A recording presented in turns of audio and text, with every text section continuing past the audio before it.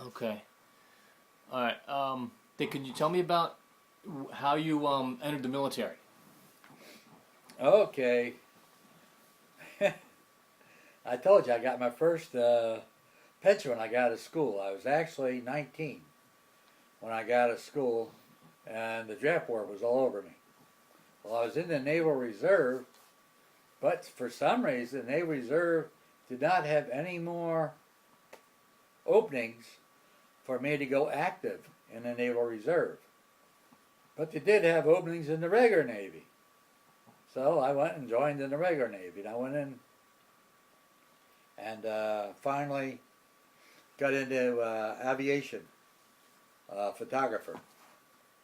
And my first deal was we went in an old World War II type bomber and bombed some of the yeah, it's large Dome Island and small Dome Islands, which is the two islands that separate Russia from the United States up in the Bering Sea off the Aleutian Islands.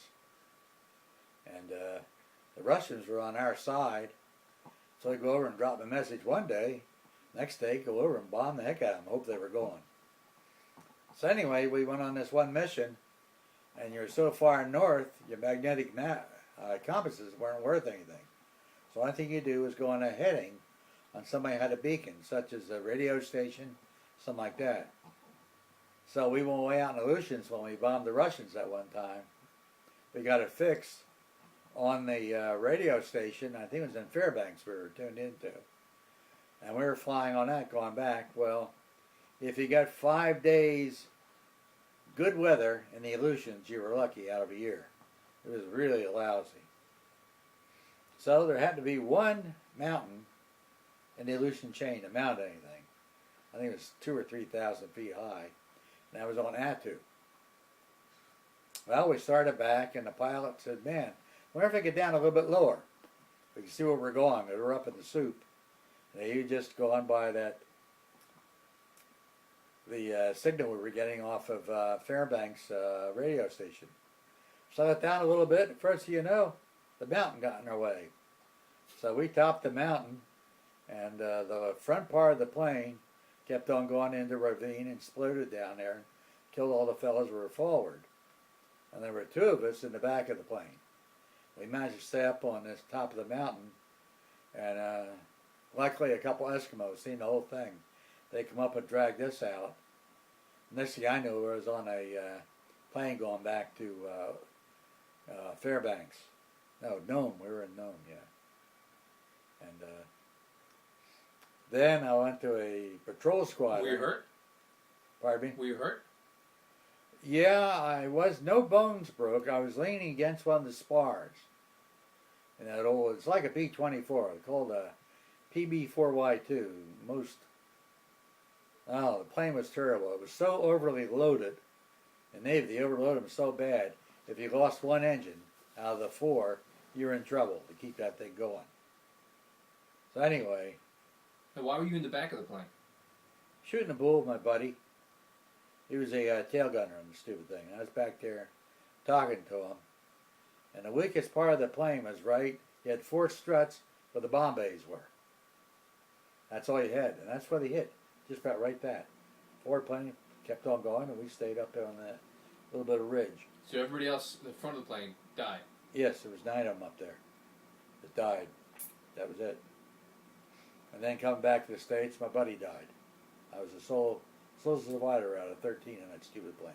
Wow. We had one too many. There was a normal crew of 10. Yeah, 10. We had 13. We had a couple of observers in there and so on. Yeah, this is just during the Korean War? Yeah, it was the start of the Korean War. Yeah. Okay. And what was you said you were a combat photographer? Yeah, I was a combat photographer on that. My first position was side gunner. That was my first position. My second position was photographer. Okay. What year was this? This was 1950, 51. Okay. And then you went from there. Well, I went in the hospital for about 3 months. I didn't break anything, but I was so far out of joint, they put me in this stretching thing. Oh, baby. I got out of the hospital and went home on, what they call it now, I guess R&R, rest and rehabilitation, whatever. Gave me 2 weeks. My mother seen me coming down the street. She says, "That's not my earning. That's the way he walks." I walked entirely different. Yeah, it really goofed me up. But again, I didn't break anything. Just bent everything out of shape, that's all. And then you went back to Korea. Yeah. Remember, I was an aerial photographer then. Yep. Well, right after the crash, they done away with the aerial photographers because they didn't need anybody with still cameras. Okay. Everything was automatic. So they done away with that. So I was no longer employed as a combat photographer. They said, "Well, we got openings for combat photographers." Like a fool, I raised my hand. And so, first thing I know, they sent me to combat training down Camp Pendleton, which is a Marine base. And I went overseas. Well, we went through a little bit of training down Pensacola also. And that was something else. There was a lot of Marines in with us. Anyway, there was a total of us, 111 of us went overseas. Just a little under 2 years later, 13 of us came back of the original 111. The rest of them either got pretty well banged up or got killed over there. So, 13 was my lucky number. Also, Jane was born on the 13th. So 13 is my lucky number, baby. Good number. Anyway, while in combat photography, I was temporary additional duty to the 1st Marine Division over in Korea. And I seen you had what they called then 7 major engagements. I hit 4 of them. And I don't know if you remember the Pusan, I was in on that one. Choson Reservoir, I was in that one.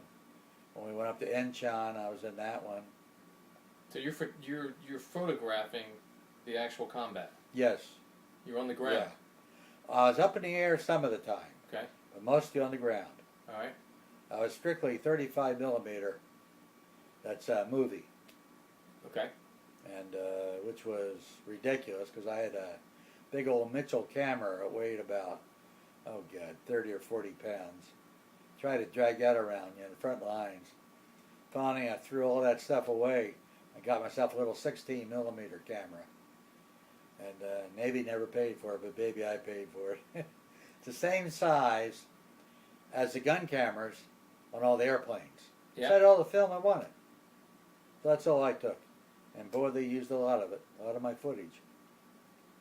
Anyway, it wasn't too much longer that I finally went to 16, because nobody could tote around all that heavy equipment. Tell me what that was like, just witnessing war right in the front lines like that. Well, I mean, I can imagine, but in Japan, or I mean in Korea, the human life meant nothing. Absolutely nothing. Like, for instance, if you're behind the lines, you went by an enemy soldier who was killed, you make sure you go by him the second time, you pump another shell in him, because they'll take the live guy, the dead guy out of there, put a live guy in there. And you're going by, here comes a hand grenade. So you always pumped in a shell. So I felt safer on the front lines I did behind the lines.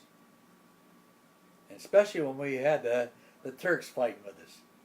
They were the meanest cotton pickers I ever knew. They had their swords. Let me tell you, some of them were big enough to row a boat. They were big suckers. And the Chinks, when they knew they were coming, they were going. Always said, go out and bring back a prisoner. Never. You know what they brought back? Scalps. They had scalps on their belts. the Turks. The Turks. Oh, they were mean. So I was glad they were our allies, baby. Because they were, baby. I'd have gone the other way. Now, didn't you step on a landmine? No, it wasn't a landmine.